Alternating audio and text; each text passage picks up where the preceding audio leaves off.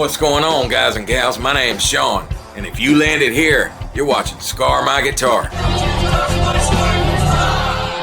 What's going on, everybody? Good to see you back. Now, I've told you before, I don't like reviewing Amazon guitars. I don't like reviewing guitars, period. Nope, not even one. See, if I had my way, I'd be fixing up you guys' guitars on video and showing you how to do it. I'd be teaching you how to make your own guitars. Now hang on just a dang minute, Sean. I've seen all your tools. There's no way I could afford those. Yeah, newsflash. If you think I got a bunch of tools that cost a bunch of money, I sure would like to see them. The most expensive tool I own is the X-Carve, and it was only like $2,500. And I used a firm to buy it. I paid it in payments. And some of it's even stuff that I modified or made for myself. Cause see, that's what you gotta do. You gotta get out there and you gotta start making stuff. You're gonna have to figure out a way to do it that suits you. Now, this is not a sponsored video. No one has told me to tell you any of this. Yeah, I try to steer clear of those sponsored videos if I can. Woo, that thing's looking pretty, ain't it? Now, if you wanna make your own guitar, the best place to start is the neck. Yeah, it's the neck. Because you're going to make the body pretty easy. I've been over this before. Yeah, seriously. I've been over this before. It's easy to make a guitar body. Everybody knows that. It's the neck that's hard. Wrong. You just need the right tools. And the right tools don't cost that much. It's actually pretty easy. Now look, there's going to be a bunch of work done here. We're going to go through a bunch of stuff together. So let me show you the tools that I have and the stuff that I do. That's going to be enough lip flapping. Let's make it happen. Now, for a really long time, I cut fret slots by hand until I saw someone else using one of these. And I tell you, it has changed the way I make guitars. That blade right there was from StewMac. It's like $130 for it. But man, I've cut 500 fretboards with it already. Now my good friend Bill Trexler, I called him Billy. He's the only one allowed to do that. He made this little modification for this radial saw for me. I took him a bunch of my templates here. I don't know if you can see that on the video. And then he made this little plate for me. It's got all the scales that I use the most with this little peg. And I'm going to show you how it's used here in a minute. But if you don't have somebody that can make that for you, this is simple. You can buy wood from the wood store just like this already made. 3 inches, 0.3 inches thick. And you use the same template. You just lay it up there and mark it with a pencil. Then you can line your pencil mark up with the blade and cut your slots really easily. You can see I have that ruler back there to have something flat to press it up against to make sure that everything comes out straight. Now we're about to cut this 25.5 inch scale fretboard in real time so you can see just how easy it is with the right tools. I paid about $150 for that radial arm saw. So for $300, I've already done over 500 fretboards. Always wear a mask. I don't care what you're doing.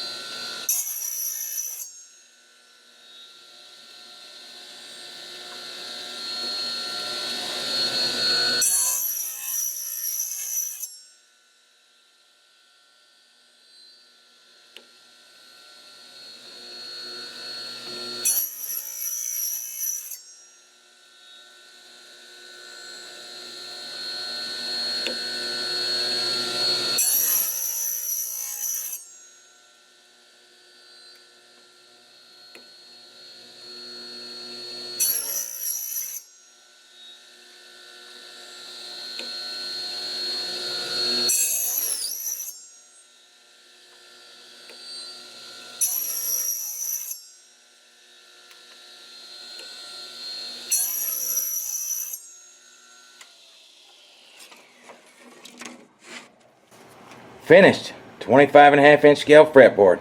Now, one of my favorite tools that I have in the shop isn't the CNC. It's actually my truss rod jig.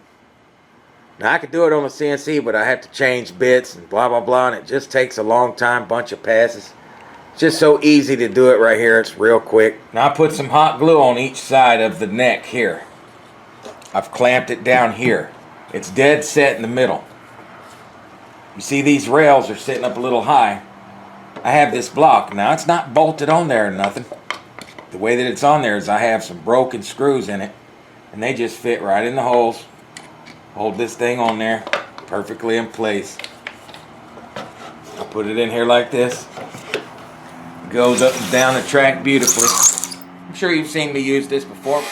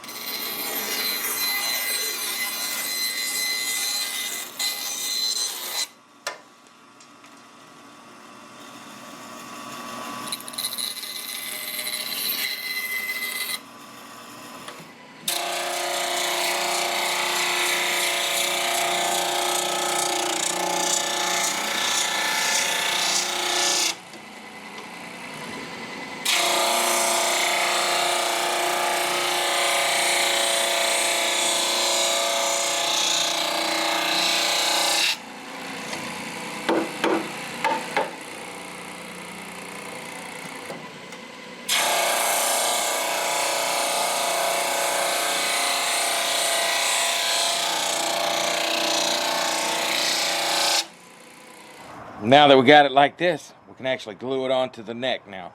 Now I got that thing clamped down like that. We'll leave it there for a little while, because when we come back, we're going to use the radius jig. Remember I said things I've made and modified for myself? Here's one of them, and it's one of the shop's big daddy features. If you don't have this, you got a nightmare sanding for radius.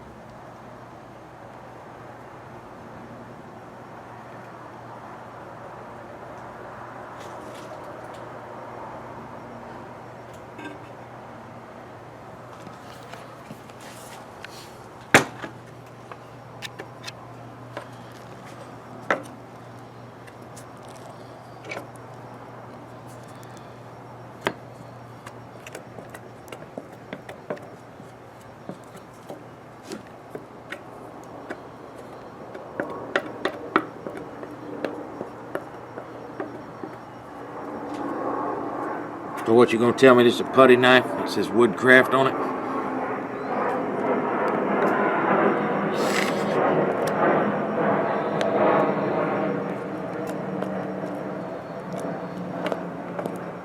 It's pretty apparent I live somewhere near an airport, huh?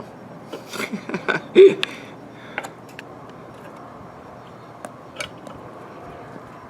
we gotta get some up there, don't we?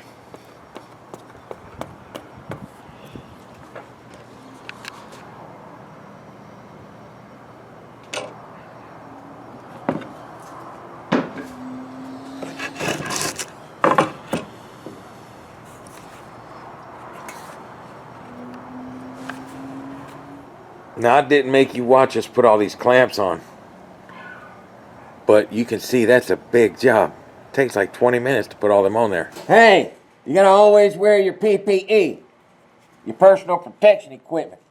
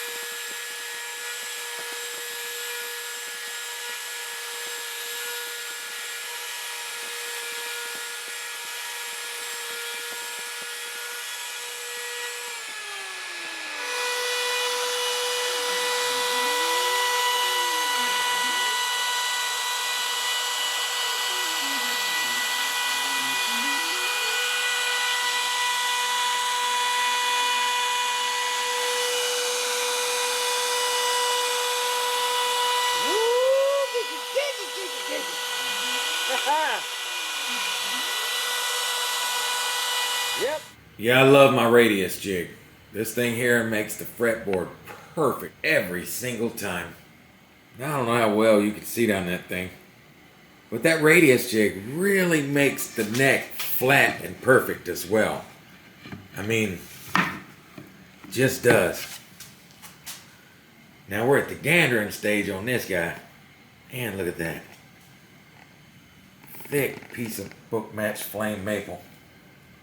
Because we're going to carve the crap out of it. So it's got to be thick. That's Wingay and really super flame maple inlays.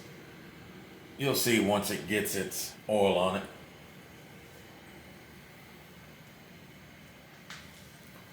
Yep, the gandering stage. That's something like a Les Paul Jr. Yeah, I know. Can't really get to them high frets, but the guy that's getting it don't really play up there. So what's left to do? Carve the top, put the pickup cavity, route the back for the controls, string through the body holes, got to contour the headstock here so the tuners will fit, and finish shaping the back of the neck. Now, a bunch of you guys been trying to get me to do some bass guitars. A couple guys bought bass guitars. This guy designed his himself. This thing is going to be sick. It's hollow body. It barely weighs anything. Oh. Yeah, Kathy's doing the finish. Beautiful work, Kathy. So I got a confession to make. You guys been wondering why the finish looks better? It's because Kathy's been doing it. Yeah, I'm known for a lot of things, but my finish work ain't one of them. Now look, if you guys like random work videos like this, I'll post more of them. But they don't get any views, so I don't. It takes just as much time to make this video as it does a review video. And if you do like these videos, you'll get to see these guitars get finished and get jammed out. If not, we'll just jam them out in the live videos. Now, me and Kathy really appreciate you watching. But until next time, don't you touch my Scar guitar.